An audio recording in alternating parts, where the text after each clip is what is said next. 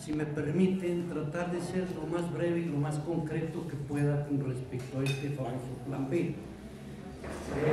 Originalmente, lo decía bien Gustavo, primero recordamos que las elecciones eran manejadas por la Comisión Federal Electoral, que era una dependencia de la Secretaría de Gobernación. Quien manejaba y quien dirigía, el presidente de esa comisión era el secretario de Gobernación, y todo lo controlaba el Estado. A mí, en lo personal, me tocó formar parte del segundo Distrito Federal Electoral durante 10 años, y había una figura que no existe, que era también el Comité Municipal Electoral, pero también dependía de la Comisión Federal Electoral. Ahora, viene la primera reforma de fondo y se crea el Instituto Federal Electoral. La siguiente reforma, el Instituto Nacional Electoral, actualmente el INE. En ese proceso se desprende totalmente de la Secretaría de Gobernación y se convierte en un organismo autónomo. Y esto es lo que a nuestro señor presidente en la actualidad no le parece. ¿Por qué? Bueno, pues porque quiere, con esta reforma y tanto la reforma política que hace, que fue el Plan A, y esto es desaparecer al INE, ahora con esta reforma, que es como una mesa que le faltan dos patas porque no tiene orden, pretende, primero, desaparece una de las cosas más importantes para mí, la profesionalización de las personas que integran el órgano electoral. Y de un plumazo, toda vez que hay además un fideicomiso, y ese fideicomiso es para garantizar los salarios de aquellos que lleguen a jubilarse o lleguen a separarse del instituto, y que tenga viabilidad económica el instituto. De la noche a la mañana, por el Plan B, desaparece más de 2,000 nombramientos. Y yo pregunto, van a ir a la calle, ¿de dónde? Si se desaparece el fideicomiso, y ese fideicomiso, su dinero va a ir a la Secretaría de Hacienda, a la Tesorería Fiscal de la Federación, entonces, ¿dónde va el organismo a poder garantizar los salarios o las indemnizaciones laborales para todo ese personal? Pero lo peor no es eso, lo peor es quién va a entrar ahora a este órgano electoral de elecciones cuando no se va a poder capacitar inmediatamente para la próxima elección a todo el personal que se requiera. Eso sería una de los elementos más importantes y más trascendentes para mí. Otra, desaparece la estructura ejecutiva del INE. Para empezar, al señor presidente de la República le molesta que haya otro presidente, y entonces ya no va a haber presidentes en el INE, ya va a ser una dirección ejecutiva. Y entonces, pero además, ese director va a depender de otro órgano, que es la Comisión Electoral. Luego, las elecciones, fíjense, no va a haber vocalías, desaparecen la vocalía de organización electoral, la vocalía del Registro Federal de Electores, la vocalía de capacitación electoral, la vocalía de educación cívica y el vocal secretario. Y todas estas funciones que realizan actualmente estas vocalías se van a conjuntar en 4 vocalías, y entonces ahora va a haber vocales que tengan 2, 3 funciones al mismo tiempo. Si en la actualidad apenas se puede cumplir con lo que establece, con lo que mandata la ley, pues no vamos a tener la capacidad para, de aquí a las elecciones. Y, ojo, se reducen los tiempos electorales. Acuérdense que en la ley electoral actual el proceso se instaura a partir del mes de septiembre previo al año de la elección. En este caso se reduce y se instaurará al mes de diciembre. ¿Y cuándo van a ser las elecciones? ¿Junio?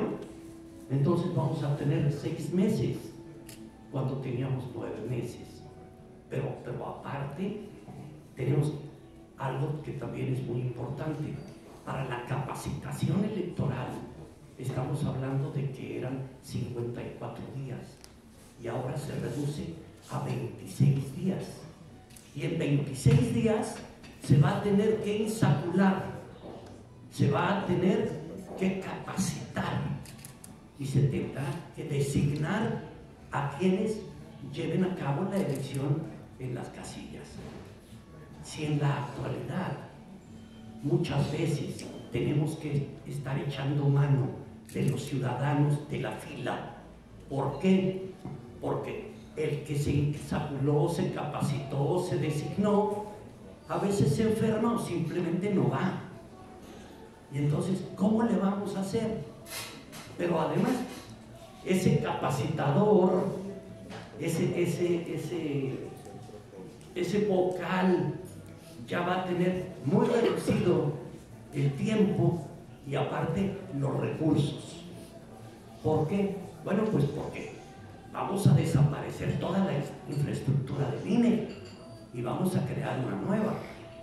Estamos en capacidad para de aquí a dentro de un año exactamente, que iniciaría con esta nueva ley, el nuevo proceso, para el 24 estaríamos en posibilidad y en capacidad de organizar una buena elección para el 2024. Yo apuesto a que no. ¿Por qué? Bueno, pues porque tengo una pequeña experiencia de haber estado en órganos electorales cerca de 20 años y no creo que tengamos la capacidad o la posibilidad para hacerlo. Luego,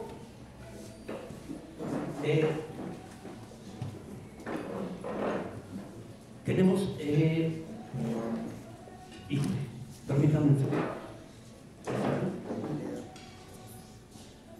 Las elecciones se van a hacer ahora en los distritos. Incluso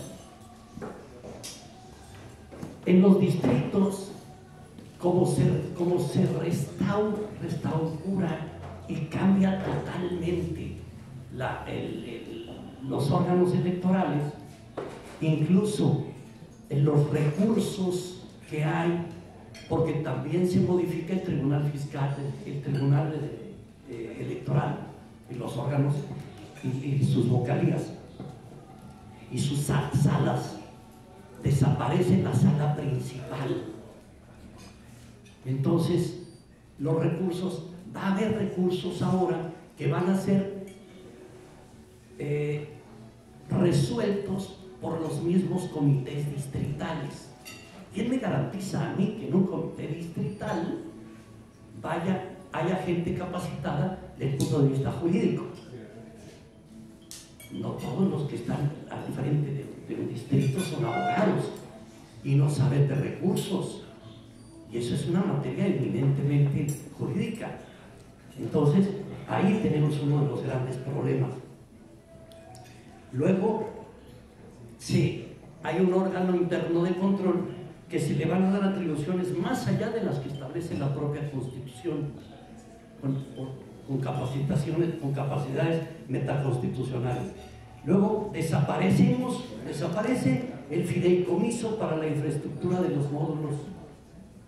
Ya no va a haber recursos, entonces, ¿de dónde? Incluso una de las características es, y me llama mucho la atención porque esto es una contrariedad constitucional, solamente podrá ejercer los recursos que previamente el órgano electoral solamente podrá ejercer los recursos que previamente la Secretaría de Hacienda y la Cámara de Diputados, mediante el proyecto de egresos de la Federación, haya designado previamente. Y entonces aquí, ¿cuáles van a ser los recursos si esto nace? Y ya está el presupuesto para el año que entra y no ha sido contemplado porque no existía. Entonces el año que entra no va a tener recursos el Instituto Electoral. Sobre todo para los módulos, o para la capacitación, o para la organización electoral. Entonces, nace, pero nace sin recursos. Y no puede ejercer los recursos que tiene, porque los recursos con los cuales actualmente consta, de acuerdo a esta nueva reforma, tendrán que ser reintegrados a la Federación. Entonces ahí hay una incongruencia, o sea, constitucionalmente es una aberración.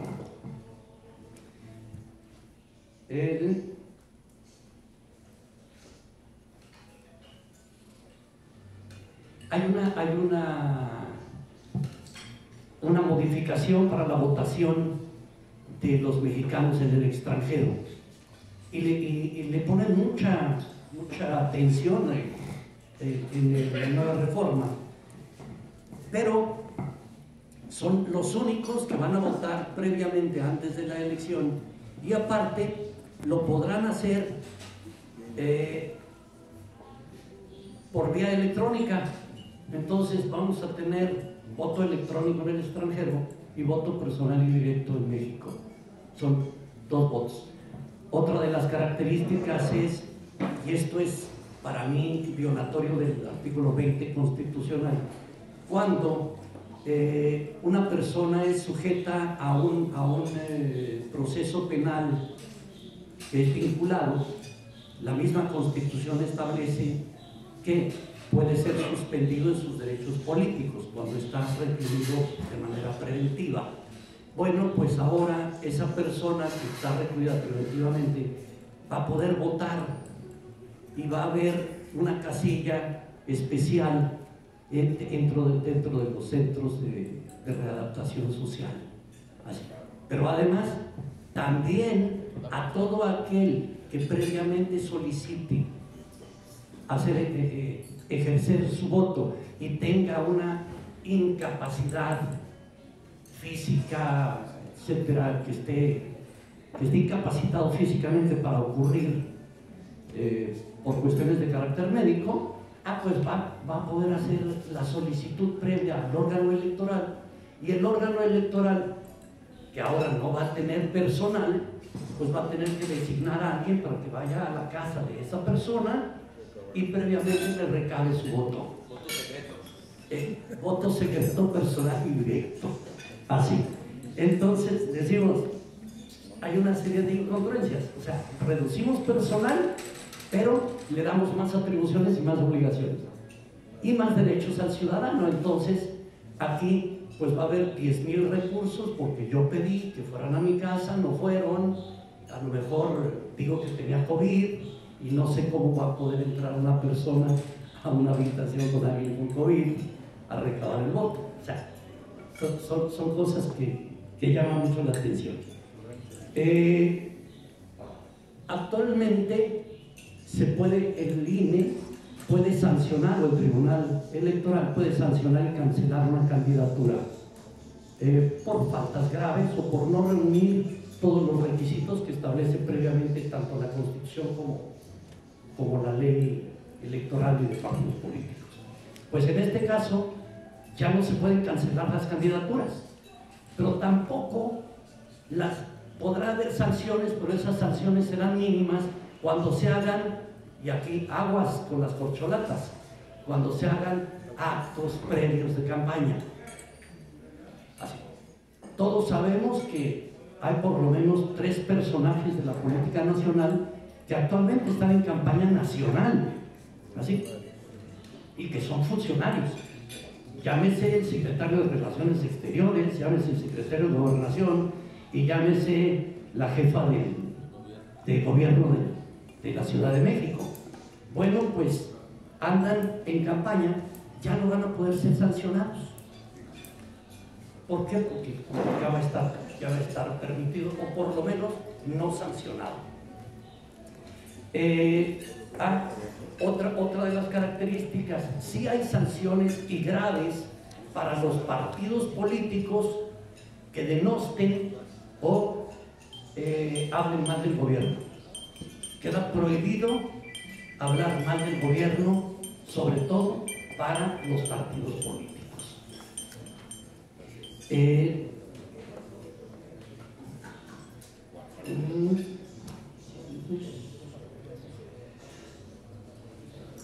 Los recursos de revisión administrativa, se reduce, decía, la sala especializada desaparece. Tenemos, se reduce el número de salas regionales y el tribunal electoral reduce también su personal, pero se crea una nueva ley independiente de recursos electorales. A grandes rasgos, podría decir, son múltiples las violaciones constitucionales. Desgraciadamente, el proceso legislativo habla de que el titular del Ejecutivo está capacitado, de acuerdo a la Constitución, para mandar las reformas o adiciones o aclaraciones o creación de nuevas leyes. En materia de política debe ser la Cámara de Origen, es la Cámara de Diputados, pasa a la Cámara Revisora, que es la Cámara de Senadores, y en este caso le corrige la plana y debe, desde mi punto de vista, debe mandarla con las correcciones y aclaraciones a la Cámara de Origen. ¿Para qué? Para que aclare, corrija y después la vuelva a mandar, y entonces ya pasa, ya se sanciona, se aprueba y posteriormente se ordena la promulgación con la firma de los secretarios y la firma del presidente. Y lo que le llaman la vacatio legis, que es a partir de que se aprueba y luego en los después cuando entra en vigor. Bueno, en este caso, ¿qué pasó con el plan B? El plan B, esta reforma, en 4 horas fue aprobada. Esto es todo el plan B. Nada más para leerlo, no sé si leo un despacio, porque yo me llevé más de 2 días en leerlo para entenderlo. Y los señores diputados, si ustedes recuerdan, un día se decreta que no pasaba la reforma electoral. Al día siguiente llega a la Cámara de Diputados, la presidencia la recibe y debe remitirla a comisiones de puntos constitucionales y de gobernación. A veces, como en este caso, actualmente están trabajando las 2 comisiones juntas, pero en la Cámara de Diputados no fue así. Se bajó el pleno y se votó en menos de 4 horas y se aprobó sin cambiarle un punto o una coma, y se remite para su revisión y aprobación a la Cámara de Senadores. En la Cámara de Senadores está actualmente, se pasó a las comisiones de gobernación y puntos constitucionales, y de 25 violaciones constitucionales parece que nada más corrigieron 5 o 4. Bueno, pero hay, continúan cerca de 20 violaciones constitucionales, y los demás no lo tocan. Hoy, a partir de las 11 de la mañana, hora de México, se va a empezar, las 9 ya empezaron, se va a discutir. Lo más triste es que Morena tiene mayoría. Cuando hay una reforma constitucional, como era la anterior, esa reforma tenía que ser aprobada mínimo por 2/3 partes de los integrantes, llámese Cámara de Diputados y Cámara de Senadores. En este caso no, en este caso es por mayoría, esto es la mitad más 1, y Morena tiene la mitad más 1. Entonces, lo más seguro es que, independientemente de que traiga violaciones constitucionales, va a ser aprobada con leves modificaciones. ¿Qué es lo que puede pasar? Bueno, los partidos políticos van a poder, y aquí una de las nuevas reformas también, en la actualidad en materia política no existe el amparo, pero los únicos que pueden interponer recursos son los propios legisladores o los partidos políticos. En esta reforma, un ciudadano va a poder interponer recursos con esto. Y lo más simpático es esto: si se redujo el número de miembros del tribunal y de los órganos de decisión judicial, así se reduce el personal y ahora va a haber más recursos, ¿cómo se va a poder resolver? Va a estar bien chido.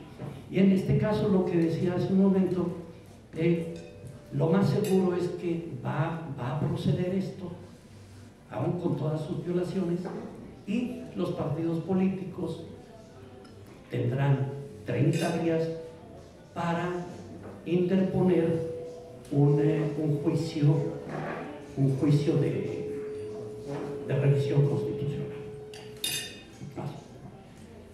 De mi punto de vista, a grandes rasgos, es los que les podría manejar. Ya si gustan hacer alguna pregunta, pues hice la respuesta con todo gusto. Quedaría a sus órdenes. Muchas gracias.